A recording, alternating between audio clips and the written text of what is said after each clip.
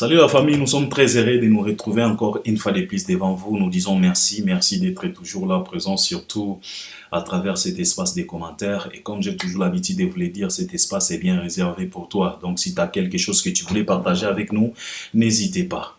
Mais avant tout, likez la vidéo. Donc aimez la vidéo. C'est juste cliquer, ça ne demande pas beaucoup d'acrobatie. Et puis abonne-toi. C'est juste en bas dans les coins, tu cliques, tu t'abonnes, tu actives aussi la cloche de notification. Partage aussi les liens, ça je te les recommande, il faut toujours penser de les faire, c'est très très important, c'est pour que d'autres personnes puissent nous découvrir à travers ton partage. Et puis regardez aussi jusqu'à la fin, et puis par après, si tu as quelque chose que tu voulais partager, si tu n'es pas d'accord avec nous, ça ne te donne pas l'occasion de se fâcher ou bien d'insulter les gens, mais ça te donne l'opportunité de pouvoir nous contredire à travers un bon commentaire. Donc, expose ta réflexion, simple que ça. Alors l'actualité nous oblige, c'est la raison pour laquelle nous sommes là. Et l'actualité est toujours dominée par l'artiste et musicien Fally Ipupa. Il est tellement fort et j'ai toujours l'habitude de le considérer comme un vrai grossiste, au vrai sens du mot grossiste, parce qu'il est capable de pouvoir dominer l'actualité pendant 5 à 6 mois. On parlera de lui en bien ou en mal. Pendant 5 à 6 mois, même 7 mois, il est capable de maintenir l'actualité parce qu'il est tellement fort. Car tout tourne tout autour de lui. C'est la raison pour laquelle nous sommes encore là. Parce qu'il y a de l'actualité. Et les gens nous ont demandé quand même de pouvoir venir exposer nos réflexions, nos pensées, analyser, décortiquer, développer sur cette affaire. L'affaire c'est quoi? L'affaire c'est la communiquer ou bien la communication venant de l'artiste et musicien Fally Ipupa et son team. Alors ça parle, ça clash, ça insulte partout. Alors on nous a demandé quand même de venir parler sur ça. C'est la raison pour laquelle nous sommes là. Alors, avant de développer, avant d'analyser, avant de décortiquer, j'aimerais d'abord qu'on puisse lire, communiquer, yango, tout en yango nanu, et puis par après, toya ko décortiquer. Ça parle de quoi? Balobi na biso groupe Fally Ipupa. Et là, on nous dit que nous venons ici informer et rappeler que les, et non pas le, les donc n'a plus réel. Les chroniqueurs et les youtubeurs invités aux 3 Arena. Donc jusque-là, bandeko na biso oyo, bazotia makelele, koswana, kosambwisa batu, bazakaka ba simple invité, ya ba 3 Arena. Toyokaka makambo bien. Soki tozo tanga, to essayer pe ko comprendre makambo. Parce que nalandi ba intervention ya bato ebele, je me suis posé la question de savoir est-ce que bazo swana pona communication oyo ou bien bango bazana makambo na bango. Je me suis posé la question de savoir est-ce que team ya Fally epesi communication mibale ou bien zaka moko o biso nyoso tozo tanga. Donc jusque-là, bah rappeler bino, parce que balobi très bien, nous venons ici informer et rappeler. Donc bazo informer yo, bazo rappeler peyo, parce que peut-être ozo bosana. Au côté moi décalage, si koyo balingi ozo nganarai, balobi na yo que ba youtubeur, ba chroniqueur, invité, bazaka ka ba invité à Pamba, na 3 Arena. Non aucun engagement avec F Victim, ni la Fally Ipupa Foundation, et encore moins Fally Ipupa. Donc, pour nous dire tout simplement, ils peuvent avoir la chance de collaborer avec la fondation ou l'F Victim, mais pas avec Fally. Mais jusque-là, balobi même chance wana ya collaborer na F Victim ou bien la fondation, bazana yango te, et encore moins l'artiste lui-même en question. Donc rien à voir avec Fally Ipupa.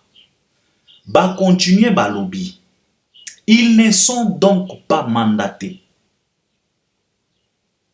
par ces entités et ne constitue pas un canal pour véhiculer des messages outrageux et offensants que les déviations spectacles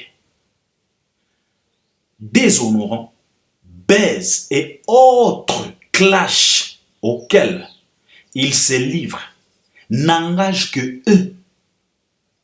Donc, pour nous dire que makambo nyonso oyo ba invité wana bazosala, parce que l'être elobi na biso ke baza ba invité communiquer oyo que makambo oyo ba invité wana bazosala pour le moment oyo tozoloba que ezo salir image ya Fally, ezo engagé kaka bango moko, ezala ezo offenser bato, ezala eza outrageux, ezo engagé kaka bango moko. Pour vous dire que soki moto abetami aza responsable ya kubetama na ye parce que ozo offenser bato. Awa balobi bien babilo kwa na bao se livrer na kati n'engage que eux agissant en toute autonomie. Donc baza ba autonome, bazo misalela bango moko. Donc ozwa makofi, ozwa apa punch pona munoko na yo mulai, ezo engagé kaka yo moko parce que oza invité. Eza lokola na sali mariage, na invité Mombaya, na invité Demer, na invité Bev, Valdi et les autres pour ne pas citer tout le monde. Baye na mariage nanga, Demer abandi ko finga bato, balokotiye, babukutiye, ezo engagé kaka ye. Parce que nga na invita ki ye kaka na mariage. Na invita ki ye na mariage na nga tempo aya ko finga batu misusu. Sikoyo soki babukutiye, ezo tala kaka ye. Akolamuka, apangusi bilamba, azwi nzela ake. Soki balongoli mino, akozonga hôpital bake kotala soki bakotia mino ya ntaba. Yango bazolo banabiso awa.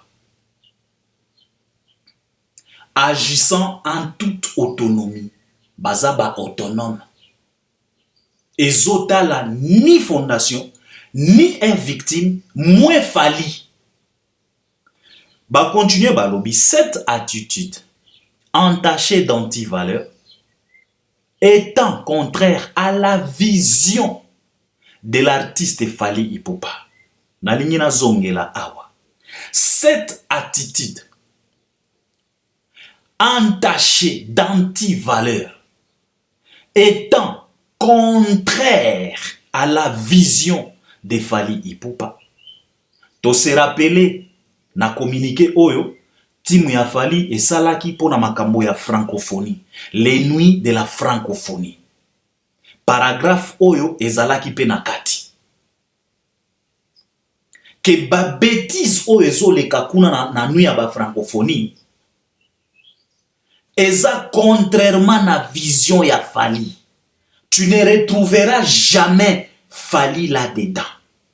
Azalaka toujours en dehors ya ba mankambo ya boy. Étant contraire à la vision de Fally Ipupa et ses organisations. Pas tout simplement Fally, même les organisations qui accompagnent celui-ci. On a lobaka na bino awa que simple publication ya Fally, ezo engagé ba entreprise, ba structure, ba organisation ebele. Car derrière lui, il y a UNICEF, il y a FIF, il y a un victime, il y a Warner Electra, il y a Madina, il y a. Donc, makambo nyonso balobi awa contrairement na vision ya Fally et aussi na vision ya ba organisation mosusu. Nous invitons notre communauté à ne pas plonger dans la confusion. C'est ça le vrai problème ya communauté na biso. Confusion totale. Olobi na yebe ye ayoki a. Otalisie mungwa ya zomona sucre. Otalisie rouge ya zomona blé. Confusion totale.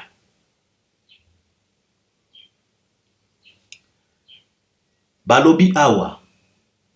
Nous invitons notre communauté à ne pas plonger dans la confusion. Et demandons à tous les warriors d'essayer. Nayebi te soki ba warrior bazo comprendre awa. Donc tozo continuer kotanga. Et demandons à tous les warriors. Nalingi ba warrior bango moko batanga awa kaka. Omoni balobaka solidarité. Sikoyo awa basengi bino le contraire. Ya solidarité.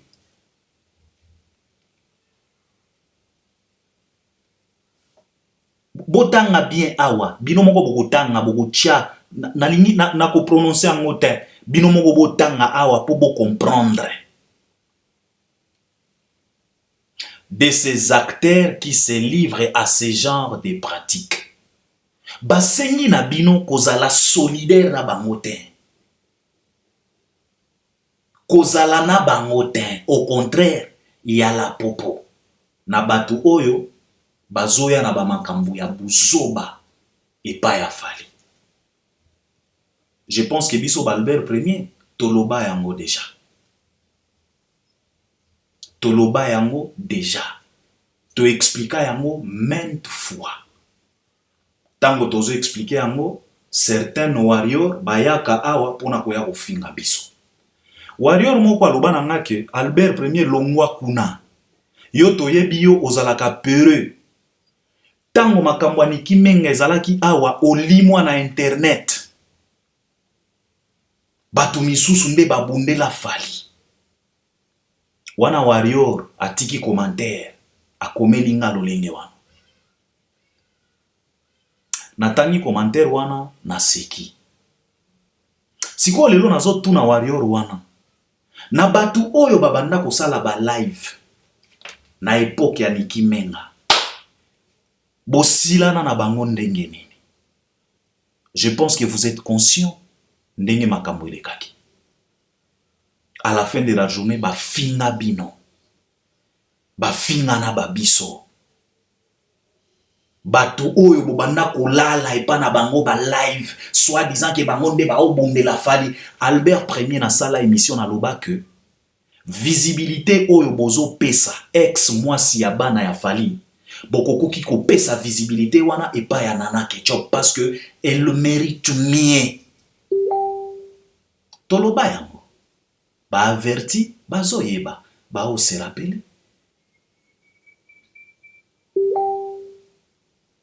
Papa, mutu oyo aloba que on répond les imbéciles par le silence. Hein. Aza imbécile te. Aza sage. C'est la raison pour laquelle aloba bongo.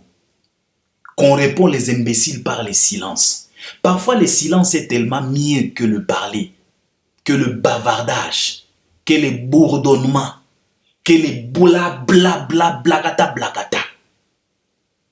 Bobanda kolala na ba live pa ya Niki na époque ya makambo ya Niki. Batu oyo banda kolalela ba live bokotisela bango mbongo ya kosakana te. À la fin de la journée ba finga binot. Ba finga bino. Bozongela biso ba Albert Premier na ba 2000 vies, ba 1500 vies, ba 3000 vies na biso boy. Bozongela biso. Na ba hypocrisie moko boye oh Albert Premier, bosala ka ba émission bien, en tout cas ozala ki na raison. C'est toujours comme ça avec vous. Et ça clair awa balobi na bino très clair awa. Bandeko ba bolingo. Albert Premier si na loba que Albert Premier na loba que si Fali pouvait compter tout simplement aux fanatiques congolais, Nelelo, il n'y a pas la différence entre Fali et les autres musiciens. Naloba yamo. Si Fali pouvait compter qu'aux fanatiques congolais, ou bien qu'aux warriors congolais, Nelelo, il n'y a pas la différence entre Fali et Déplique. Nelelo, il n'y a pas la différence entre Fally et Ferré. Neleloyo, il n'y a pas la différence entre Fally, Jibé, Kofi et Wera. Neleloyo, Fally, Azaka Kandenge Moko, Naba artiste nyonso congolais. Mes chers frères warriors, je voulais vous dire ceci. Je précise bien, warrior congolais. Bayer mosusu, bokanisaka te ke na mokilo ya Nzambe, tango Fally aloba na municipal ya Bandal que biso toza ebele te mais toza partout. Il ne parle pas que des Congo. Partout wana, cela ne veut pas dire Congo. Ça veut dire Congo, Congo-Brazza, Angola, Éthiopie, Mali, Tanzanie, Kenya, Ouganda, Rwanda, Burundi, Burkina Faso, Tchad, Zimbabwe, South Africa, France, Belgique, Côte d'Ivoire, Cameroun, États-Unis, Miami, partout. C'est ce que Fally voulait dire. Et bisika nyonso wana ba warrior baza. Les warriors ne sont pas tout simplement congolais. Parce que moi j'ai comme l'impression ba warrior congolais bakanisaka ke bangonde kaka ba warrior. Détrompez-vous. Dans ce monde que nous vivons, il y a plusieurs warriors, il y a plusieurs nationalités, il y a plusieurs communautés. Oyo bajouaka rôle moko tellement important qu'on est quand même bino ba warrior congolais. Et loko il faut bochaka ngona mutu. Car Albert Ier, j'ai toujours l'habitude de le dire.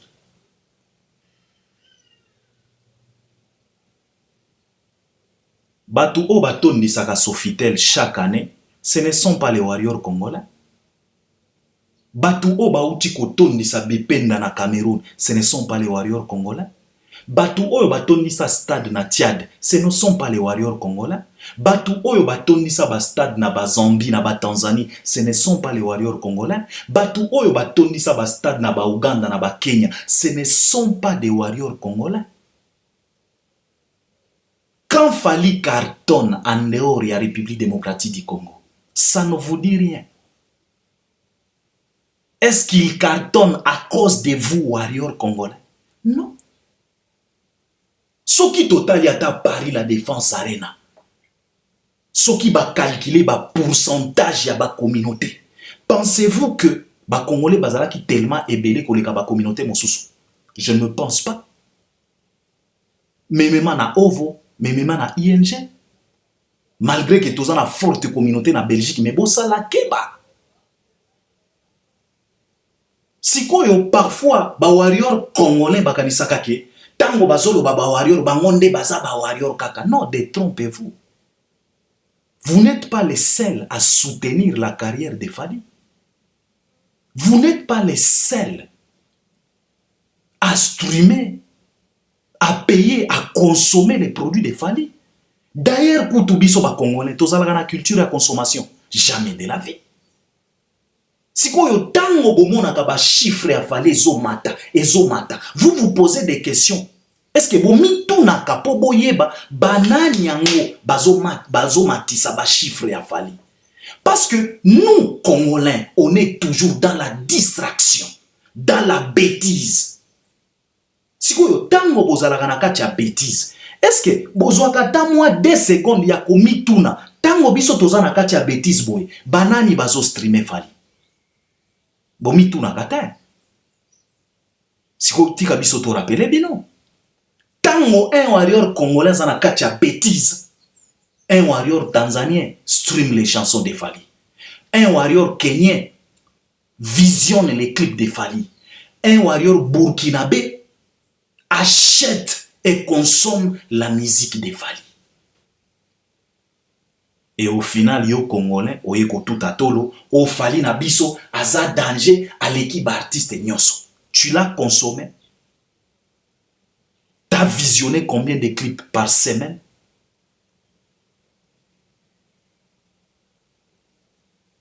Parfois, biso ba Congolais, tokanisaka ke, biso nde toza spécial koleka te, papa. Bolo mwana distraction, ba warrior Congolais. Vous n'êtes pas spécial que les warriors gabonais. Vous n'êtes pas spécial que les warriors tanzaniens. Vous n'êtes pas spécial spécial que les warriors camerounais. Vous n'êtes pas spécial que les warriors ivoiriens. Regardez l'ambiance. Oh, il fallait Azalakanango devant les Ivoiriens. On dirait qu'il est chez lui. Ce ne sont pas les warriors congolais. Ce sont les warriors ivoiriens. Bazo somba ba billet. Il y a ba 1 million, ceux qui ba 1000 $. Qui est ce Congolais qui peut payer billet à 1000 $ pour la concert à Fali? Mais les Ivoiriens font ça. Jusqu'à ce que na bango ba komi koloba que non, les concerts de Fali c'est trop cher et komi ko ruiner population. Ce sont les warriors ivoiriens, ce ne sont pas les warriors congolais. Parfois il faut arrêter. Ne pensez pas que vous êtes spécial que tout autre warrior. Non, Fali Aloba, on est partout. Partout il y a koloba Congota. Congo ezaka moko ya ba pays oyo ba warrior bafandaka. Et malheureusement, ba warrior ya mboka Congo balela distraction. Balela bêtise. Balela bassesse. Et c'est tellement triste. La ligne n'a pas sabino exemple moko kaka simple. Tango Fali azolinga beta masamba débat. On a vu la sortie médiatique qui a dérangé presque tout le monde. La sortie médiatique de notre grand frère Rogaroga Missile. On s'est posé plusieurs questions. Pourquoi Rogaroga a sali sortie médiatique qui a boué au moment où grand frère Naye, basolulaka bien, bazalaka bien, azolinga beta masamba débat. Bisonyo stoyebi sortie médiatique à Rogaroga. Nengezalaki moins tranchant. Natuni bino. Congo Brazza pe bazalaka na ba warrior. Est-ce que bomona boyoka ata mokolo moko ba warrior ya Congo Brazza ba telemeli Rogaroga po babanda kofinga? Po babanda koloba ke yo lingaka Fali te? Est-ce que batia Rogaroga mal à l'aise? Ba finga Rogaroga? Tomonata? Après avoir koloba makambo ya lobaki, ba warrior ya Fali ya Congo Brazza eloko basalaki, bayaki masamba débat, batondisi masamba débat, ba enjoy, basali feti na Fali, bazongi bandaku na bango, bakanga monoko, et ils ont passé à autre chose. Ce sont des warriors comme vous. Vous n'êtes pas spécial que les warriors ya Congo Brazza. Ba warrior ya Cameroun. Concert oyo batu babimi a balobi ke Fali asali mpiaka na Cameroun. Balé Dipons, ils ont monté au créneau, non? Les ténors la fois passée, ils ont monté au créneau, non? Baleka na ba télévision na bango nationale. Pour chercher à boycotter les événements de Fali, les concerts de Fali. Au Cameroun, il y a aussi des warriors. Est-ce que boyoki ba warrior ya Cameroun ba beti les Dipons? Est-ce que boyoki ba warrior ya Cameroun ba komi ko finga ba komi soki? Jamais. Et loko ya kosala baye na stade. Basali plein oyo basalaki. Parce que Fali atondi sa ki stade wana.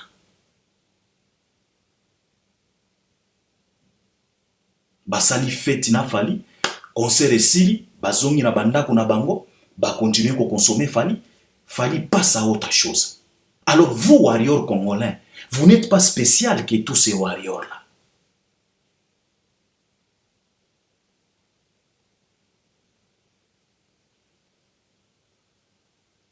Bomoni, na lobi awa, ezana batu o baebi Fali à 5 h du matin. Ezana batu o baebi Fali à 12 h, ezana batu o baebi Fali à 17 h. Mutu oyo aebi Fali il y a 5 h.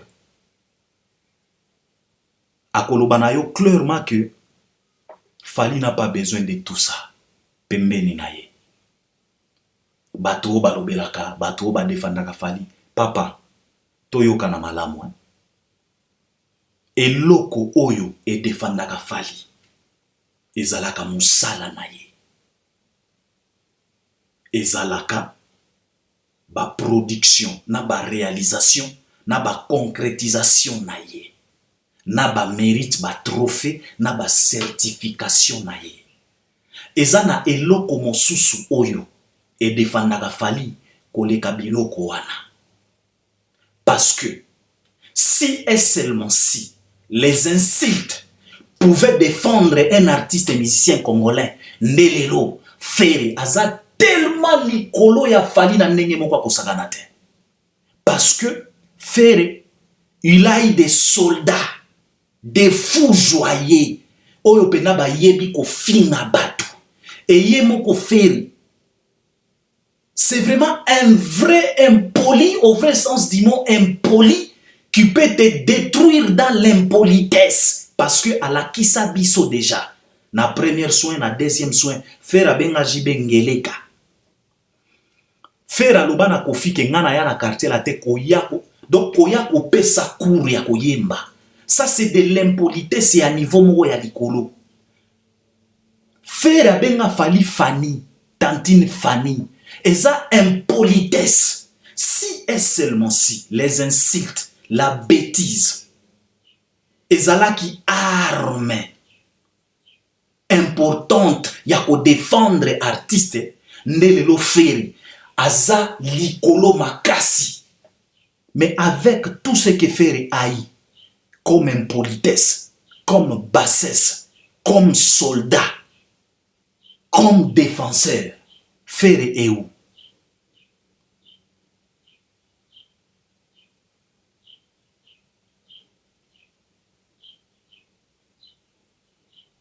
Omoni bandeko, to ede ba artiste na biso. To tika busenzi. Na lobi na bino awa.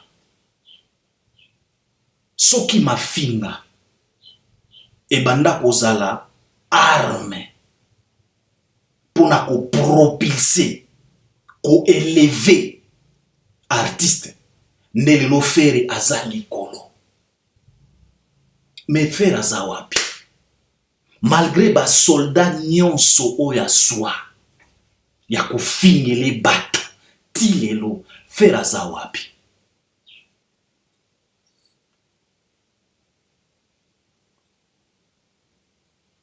Bandeko, Fally Ipupa n'a pas besoin de ça. Fally Ipupa n'a pas besoin de tout ça. Eloko oyo nga Albert Premier na lobaka, eloko moko kaka, oyo ekobundela Fally, tina souffle ya suka, eza kaka ba chiffre, ba réalisation, ba certification, ba trophée, na ba album na ye. Nde biloko oyo ekobundela Fally. Parce que lelo yo, ata soki bozozwa kilo ya kobima,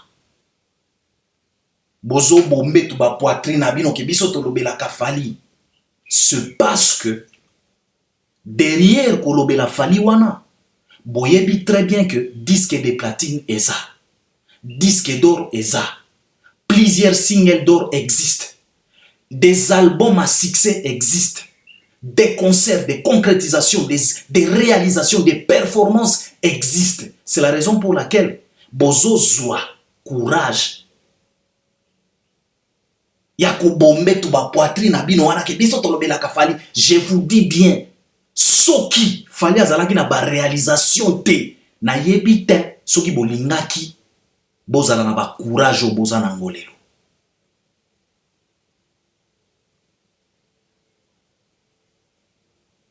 Soki Fally azalaki lokola Ferry, bino bolingaki bozala na ba courage boza na ngolelo.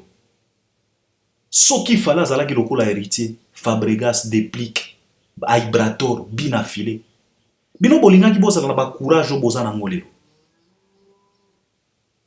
Alors il faut comprendre que biloko oyo et défendaka Fally eza ba réalisation na ye et non pas ba mafinga na bino.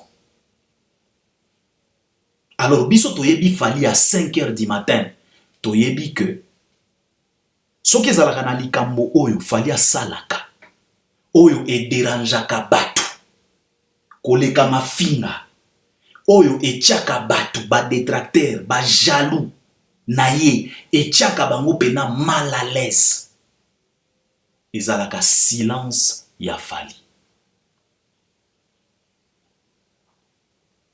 Je vous dis bien, les silences que dégage cet artiste tout autour de lui, même na équipe naye. Tango Fally a décidé kozala kimia, azo bombarder batu kaka na ba réalisation. Et puis silence. Il n'y a pas ce qui tue mieux les détracteurs de Fally que son silence tout autour de lui.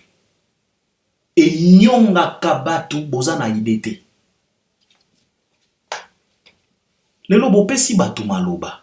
Eloko bozo comprendre te bino ba warrior eza que omoni Jésus-Christ aloba boye que omoni Yesu aseka ba chrétien akumisa ba païen. Aloba na ba chrétien que peuple nanga ezo périr par manque ya connaissance. Vaut mieux tous les païens parce que bango bazo maîtriser matière na bango. C'est comme les Gaulois et les warriors. Les loyaux, tous en moi confusion parmi les warriors. Na banda ko discuter na quelques warriors ici, na lobi na bango ke faites attention parce que aujourd'hui we have original warriors and we have fake warriors. We have original warriors and we have warriors from China. Donc warriors made in China. Bazo existe lelo. Ba faux warrior. Parce que un vrai warrior ou à 5 heures du matin, Azan a besoin de makambo nyoso tout. Parce que ayebi très bien que ma finga et pas ya Fally ezalaka lokolo sopa mai na mukongwa libata. Pourquoi je dis ça? C'est parce que lui-même Fally Ipupa devant batu oyo tozo tia makelele aloba na bango boye que ma finga et salaka eloko moko te epa na biso. Tu m'insultes le matin, le soir, je m'offre une montre de luxe Rolex. Apesi même exemple a dit badiata lobi oyo bazo finga e mikolo yo metala nengalati. Fally ye moko na monoko na ye. À travers ces chansons, dans l'album Formule 7, il y a une chanson, pardon, Lady Di. Fally Ipupa a chanté. Les insultes sur les réseaux, c'est pour les faibles. Ngana boya na nga mindondo na fanda nye. Si tu n'arrives pas à m'affronter, c'est que vous êtes faible. On n'affronte pas Fally avec les mensonges, avec les insultes, avec des bêtises, non. Si tu veux affronter Fally avec des réalisations, parce que tango akobanda ko tanda ba réalisation na ye, soki ozana ngote kanga monoko na yo, kunja mukila, zongandaku suba lala. Tu ne peux pas affronter Fally avec des insultes. Yemo wayem yango na la Didi. Les Didi, pardon. Si tu n'arrives pas à m'affronter, c'est que vous êtes faible. Les insultes sur les réseaux, c'est pour les faibles. Alors Fally, c'est pas un faible. Pour les loyaux, bobanda ko associer Fally na ba mafinga. Pour les loyaux, bolinga ko faire comprendre batu keno Fally azape na besoin batu. Papa, je te pose la question. Depuis qu'on a commencé à insulter cet homme na 2006, ti lelo toza na 2024, Fally kwea Akwea artiste ni na bimisa album oyeleka ki Fally. Artiste ni na sala ba tourner koleka Fally. Avec tous les insultes qu'il a écopé. C'est Léo, ça fait plusieurs années qu'il insulte Fally. Koffi Olomide, ça fait plusieurs années qu'il cherche par tous les moyens possibles la tête de Fally. Fally Akwea ta. Il est toujours au top. Et si na loba na bino awa, bama finga ya batuana, eza carburant ya carrière ya Fally. Mais bon, comprenez raté. Fally n'a pas besoin de tout ça. Yo warrior, ce que l'igno convaincre Albert Premier que ma finga est tellement important pour mener à Fally, na ligni opesa nga kaka evidence moko. évidence moko kaka ou bien preuve moko kaka loba nanga ke Albert tala na ane oyo Seleo ba afinga ki fali ba stream afali ekitaki pona mafinga ya Seleo tangelanga kaka ane moko tangelanga ane oyo Kofi aluka polémique na fali et ça là que ba vie sur YouTube ya fali ekita bola kisanga bo pesanga ta preuve moko kaka soki bo pesinga preuve oyo esala que mafinga ya batu wana ekiti sa fali en tout cas ngape na ko se convertir na ko banda ko finga à partir ya lelo mais je pense que boza na preuve wana te parce que banda ko finga fali ti lelo il est toujours au top pour te faire comprendre que ce n'est pas les insultes qui neutralisent cet homme. Si tu veux neutraliser Fali, c'est à travers Moussala, les réalisations, performances, les sollicitations, les trophées, les certifications. Nenge tozo lo baboye, tokos de tozo la certification nango na CNM en dehors ya SNEP. Tozo zela yango.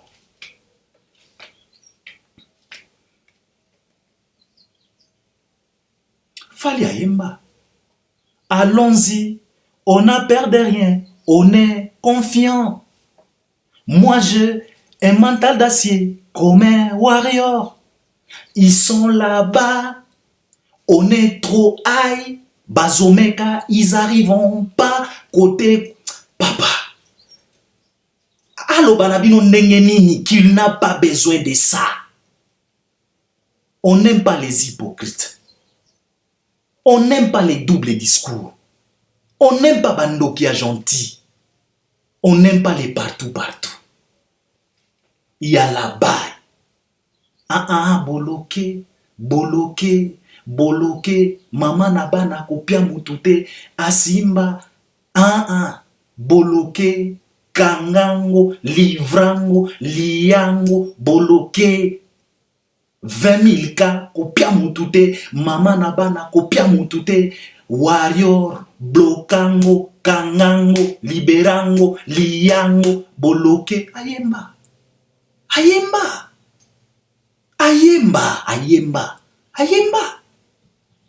Bobina ka bloqué ou bien vous comprenez raté ce que l'artiste a chanté. Nalingi na dévoiler likambo moko boye oyo bozo comprendre te. Vous savez lelo yo tozana ba faux warrior. Ba warrior made in China. Ba warrior ba wana baza ba vrai warrior te. Baza ba golwa oyo ba se convertir ba komi ba warrior. Sikoyo tango ba se convertir baye kaka na bizaleli oyo bazalaki nango epa ya ba artiste na bango. Ba se convertir ba komi ba warrior mais baza kaka na sale bizaleli wana. Sikoyo bango bazo kanisa ke ndenge mafinga ezalaki important epa ya ba artiste na bango ke epa ya Falipe mafinga eza important.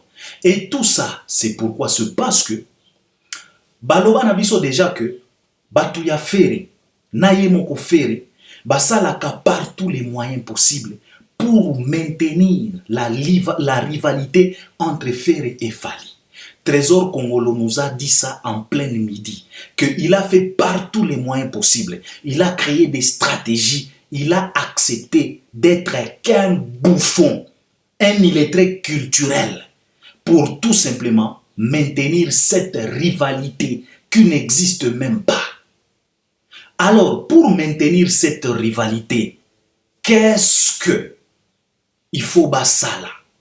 Parce que Batali, rivalité na ba réalisation, il n'y a pas match. Rivalité na ba trophée, il n'y a pas match. Rivalité na ba stade, il n'y a pas match. Rivalité na ba salle mythique, il n'y a pas match. Rivalité na ba tournée, il n'y a pas match. Rivalité na ba stream, il n'y a pas match. Rivalité na ba certification, il n'y a pas match. Rivalité na performance, il n'y a pas match. Rivalité na beauté physique, il n'y a pas match.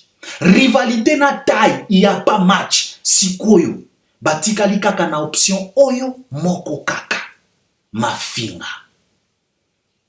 sikoyo batu nyonso oyo bozo yoka ke baza ba warrior baza na besoin fali pe azala na batu ya lolenge wana, ce ne sont pas des warriors, ce sont des Gaulois qui se sont convertis aux warriors pour ba maintenir rivalité wana, parce que ba moni que eloko kaka moko oyo etikali eza mafinga yango bazo souhaiter que epa ya fali azala pe na batu ya lolenge wana, comme ça tango bakobanda kofingana ba oyo bafingi ba oyo ba riposte ba oyo bafingi ba oyo ba riposte, rivalité wana ekoexistaka kaka.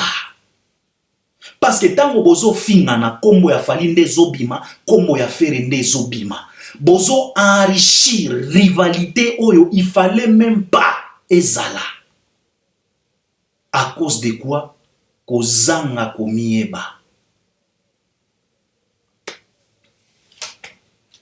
Ce qui bozo comprendre était, il faut bozalaka quand même ba averti. Shake your brain.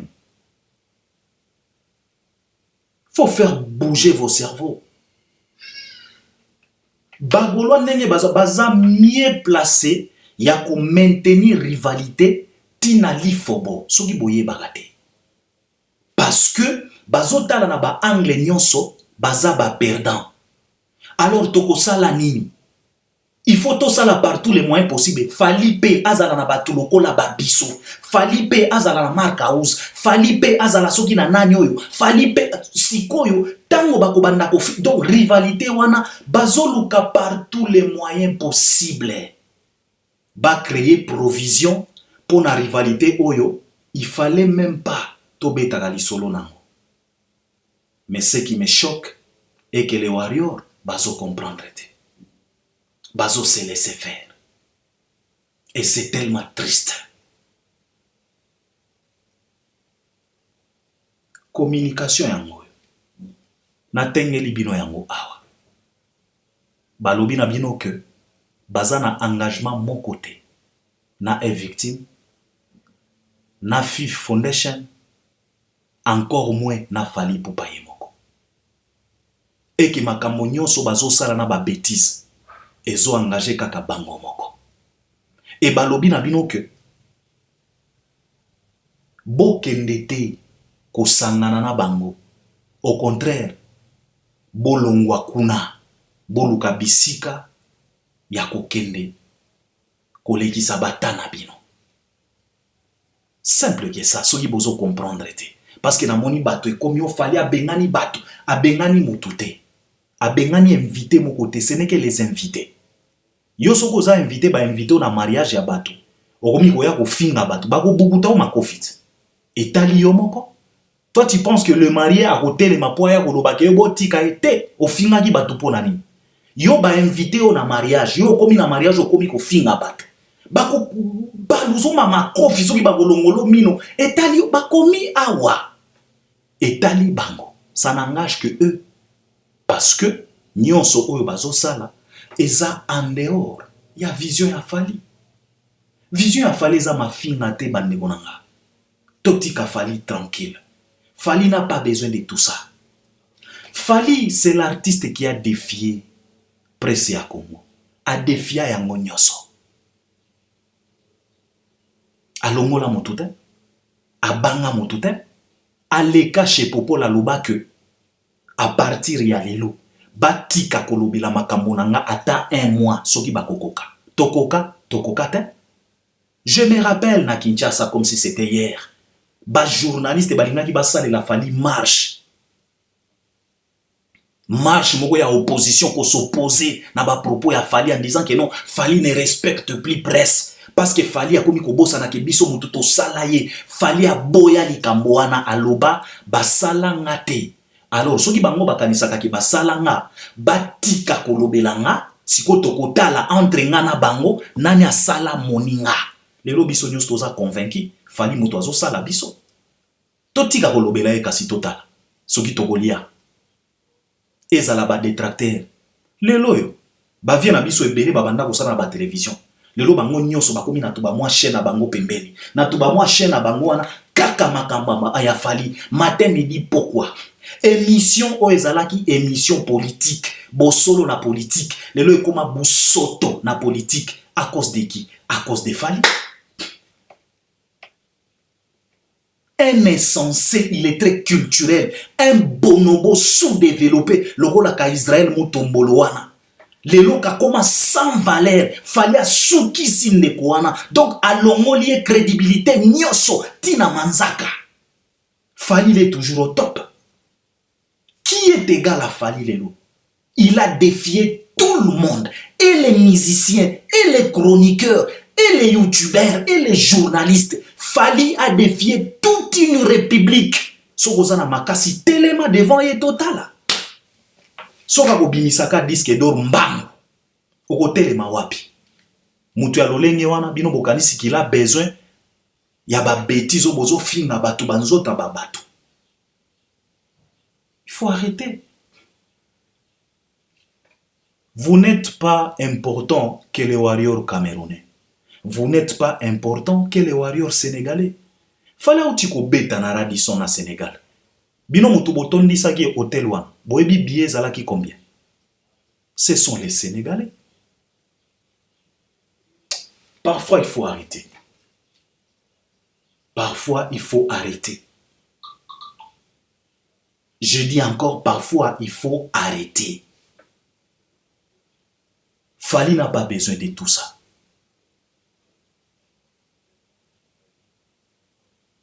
Communiquer oyo eza clair. Batouana basala ke pa Fali te. Baza na engagement moko te pa ya Fali. Baza kaka ba invité. Apesa ki bango opportunité, bango pe bakoma poto, batala poto a décomplexer bango makamba poto. Batala pe na ba événement. D'ailleurs kutu batikala kozwa chance te ya komona ba événement nyoso misato. Misusu bamona ka o ya Paris na o ya Belgique, ya Londres bamona te. Simple que ça. Alors, responsabilité etikali pa ya bino ba warrior. Yango balobi awa, babengi tous les warriors. Awa bazolo banabino awa. Awa. Cette attitude entachée d'anti-valeur est contraire à la vision de Fali Ipupa et ses organisations. Nous invitons notre communauté à ne pas plonger dans la confusion. Et demandons à tous les warriors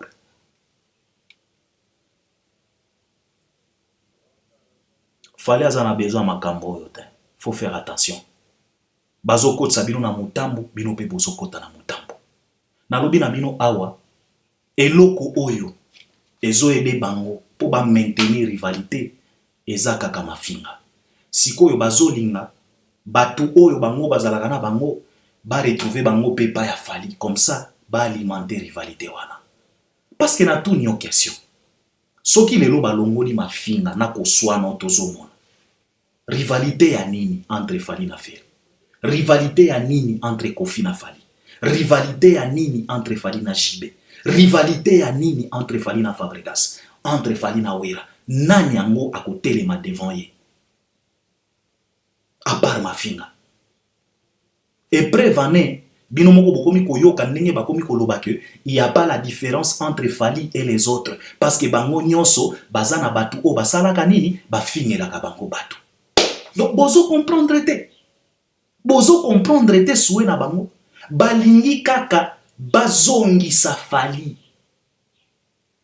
Ba warrior ya Congo, ba warrior congolais, s'il vous plaît, bolamuka. Je pense que je dois m'arrêter par là. C'est ce que je voulais partager avec vous. On est ensemble. Tozo tali sabino kakaba réalité. Je pense que tu vas participer à travers les commentaires. On est ensemble. À la prochaine. Merci beaucoup.